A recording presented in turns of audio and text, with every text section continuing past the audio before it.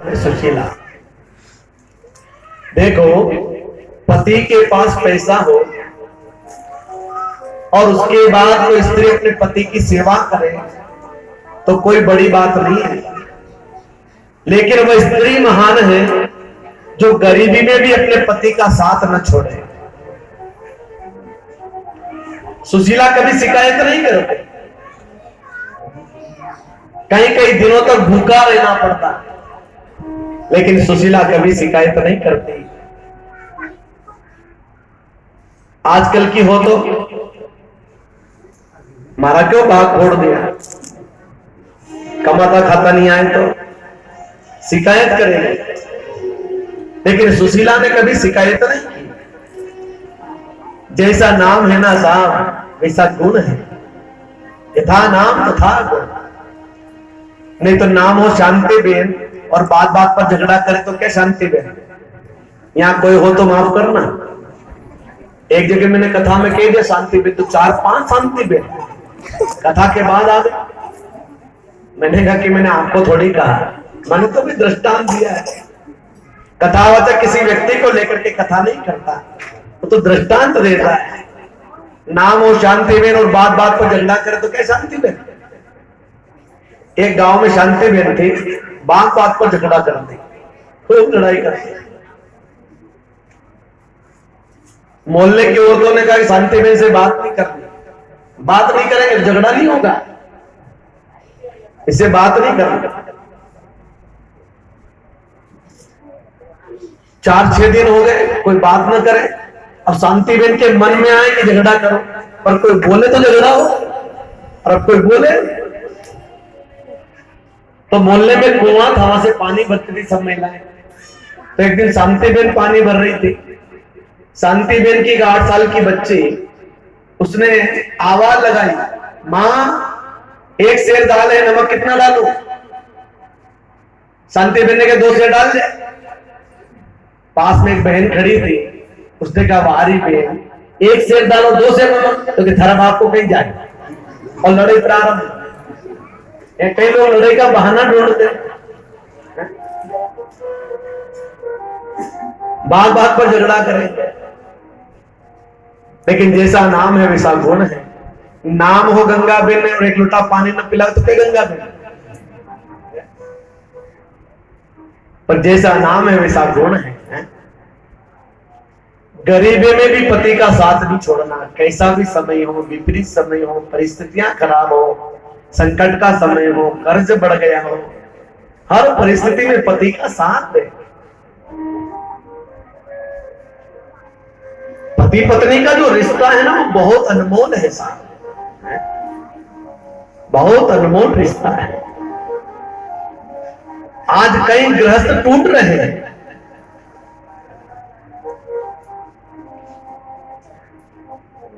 सुदामा प्रसन्नात्मा है। अच्छा बताओ, जिसको रोटी नहीं मिलती हो, भोजन नहीं मिलता हो, मकान नहीं हो, बिस्तर नहीं हो, भोजन बनाने के पात्र नहीं हो, वो प्रसन्न रह सकता है क्या? लेकिन सुखदेव जी कहते हैं प्रसन्नात्मा जितेंद्रिय। और मैं आपको कहना चाहता हूं साहब, प्रसन्न रहने के लिए धन की जरूरत नहीं है, प्रसन्न रहने के लिए अच्छे मन की जरूरत है। मैंने कई पैसे वाले को रोते देखा है, जिनके घर पैसों की कमी नहीं है, ऐसे लोगों को रोते देखा है। और ऐसे घर को हंसते देखा है, जिनके घर आज भोजन बने तो कल भोजन न बन पाएगा, ऐसे घर को हंसते देखा है।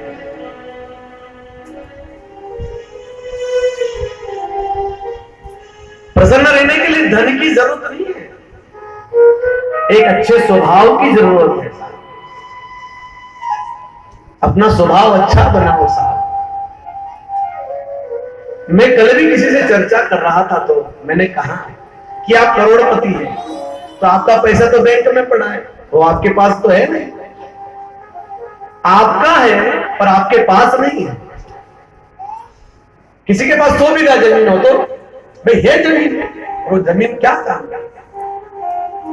जमीन 2 बीघा भी है और 100 बीघा भी है, भोजन उसको भी करना है, इसको भी करना है। पर प्रसन्न रहने के लिए ना तो 2 बीघा ना 100 बीघा, प्रसन्न रहने के लिए अच्छे स्वभाव की जरूरत है, अच्छा स्वभाव। मैं कई बार कहता हूं कि अमीरी में दिल फकीरों सा चाहिए। अमीर हो तो फकीर से रहो साहब, है? नहीं तो कभी कभी अमीर को देखो ना तो ऐसे रहते हैं, कहीं नहीं है, कहीं नहीं है, कहीं नहीं है। अमीर हो तो फकीरों सा रहो साहब, कल की चिंता नहीं करना। अमीरी में दिल फकीरों सा चाहिए और फकीरी में दिल अमीरों सा चाहिए साहब। फकीर हो तो चिंता मत करो, सब अपना है। इस संसार में शहंशाह कौन है? जिसको कछु न चाहिए तही शहंशाह, वही शहंशाह है। जिसकी मांग नहीं है, जिसको आशा नहीं, जिसको इच्छा नहीं, वो शहंशाह है।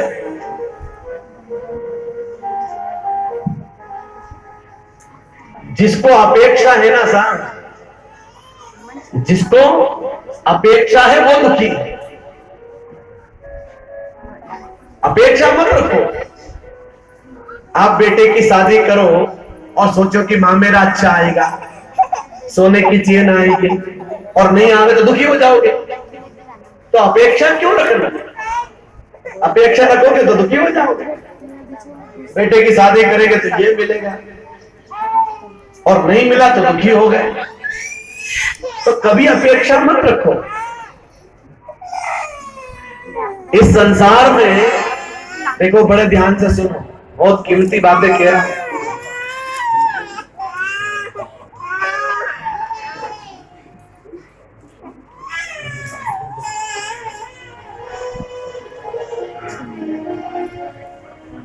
इस संसार में दुख का बड़ा कारण अपेक्षा, इच्छा।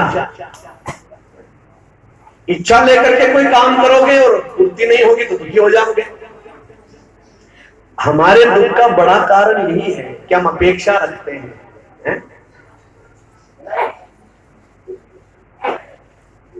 अपेक्षा मत रखो। भाई पड़ोस वाले के रंगीन टीवी है तो है, अपने यहां नहीं है। उसके यहां फ्रिज है तो है, अपने यहां नहीं। उसके यहां कार है तो है, अपने यहां नहीं। पर अपेक्षा के कारण हम कभी कभी दुखी होते हैं। अपेक्षा न रखो साहब।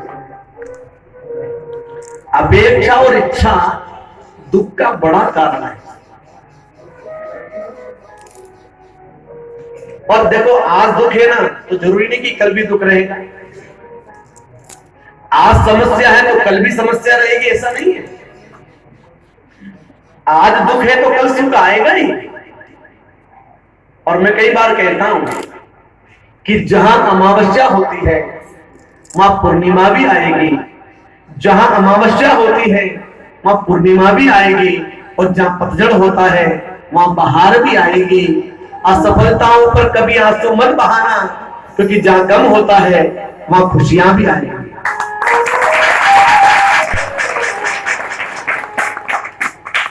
फेल हो गए ना तो दुखी होने की जरूरत नहीं, अगले साल पास होंगे। कई बच्चे फेल हो जाते हैं तो दुखी हो जाते हैं, तो फेल हो गए, अरे इस बार फेल हो गए, अगले बार पास हो जाएंगे।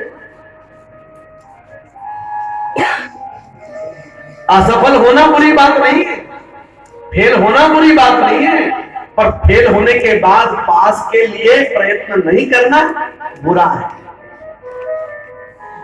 भाई इस बार फसल नहीं हुई, नहीं हुई, नहीं हुई, अगले साल होगी।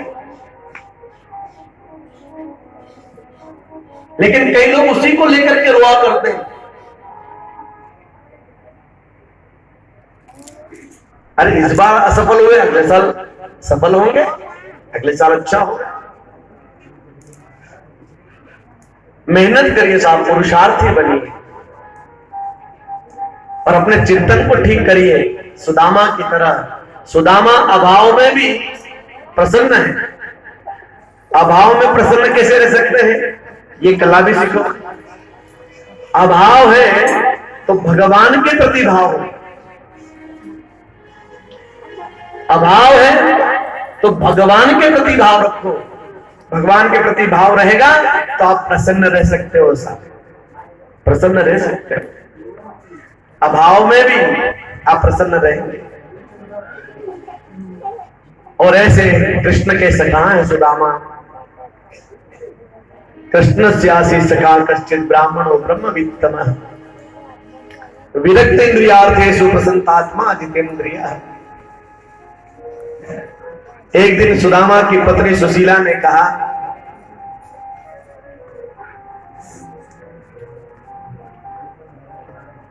आप कृष्ण की कथा करते हो,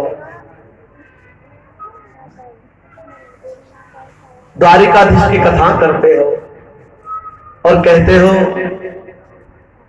द्वारिकाधीश आपके मित्र हैं, तो एक काम करो, आप द्वारिका जाओ, आप द्वारिका जाओ। तो सुदामा ने कहा कि मैं द्वारिका तो जाऊं, लेकिन सिद्धांत ऐसा है कि मित्र से मिलने जाएं, गुरु से मिलने जाएं, पिता से मिलने जाएं तो कुछ भेंट लेकर के जाना चाहिए, और अपने पास तो कुछ है नहीं। सुदामा की पत्नी ने कहा चिंता मत करो, मैं कुछ व्यवस्था करती हूं। सुदामा की पत्नी 4-6 घर गई, चावल लेकर के आई, चावल की पोटली बांध दी। देखो पुराने जमाने में घर कैसे चलते थे। पुराने जमाने में घर कैसे चलते थे। घर में कोई मेहमान आता और घर में शक्कर नहीं होती तो बच्चों से पड़ोस से मंगाते थे, ऐसे घर चलता था। घर में तेल नहीं होता तो पड़ोस में से मंगाते थे, घी नहीं होता तो पड़ोस में से मंगाते थे, कटोरी में, तपेली में, गिलास में, ऐसे घर चलता था। तो पड़ोसियों में प्रेम था। लेकिन जब से शक्कर की बोरियां और तेल के डिब्बे क्या आने लगे कि पड़ोसियों का प्रेम खत्म हो गया। आज पड़ोसी पड़ोसी में प्रेम नहीं, पड़ोसियों में प्रेम हो साहब। पड़ोसियों के साथ अच्छा संबंध हो, पड़ोसी पड़ोसी में प्रेम हो। सुदामा भगवान से मिलने के लिए निकले, जा रहे हैं। सुदाम देव चले श्याम सुंदर से मिलने खुदा हरे राम राम चलो हरे श्याम चले श्याम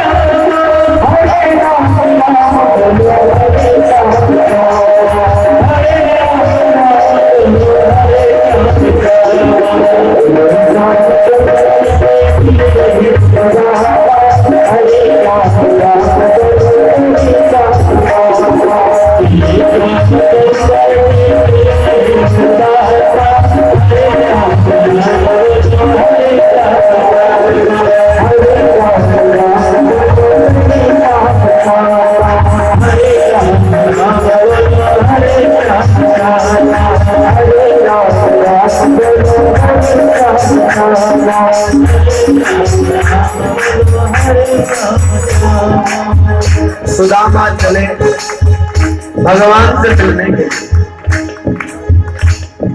मार्ग में थक गए तो आराम करने लगे। भगवान ने गरुड़ जी को भेजा। गरुड़ जी ने अपनी पीठ पर बिठा करके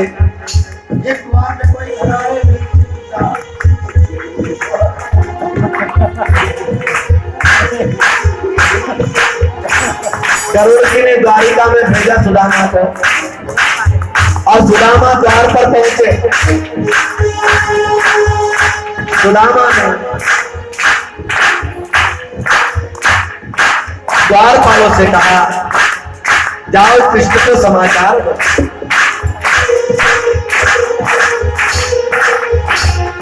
द्वारपालों ने जाकर के भगवान से कहा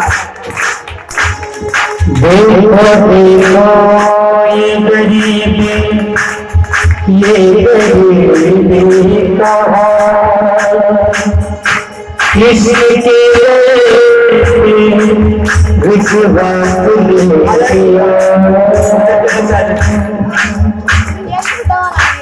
मेरे बचपन का यार मेरा ये कुछ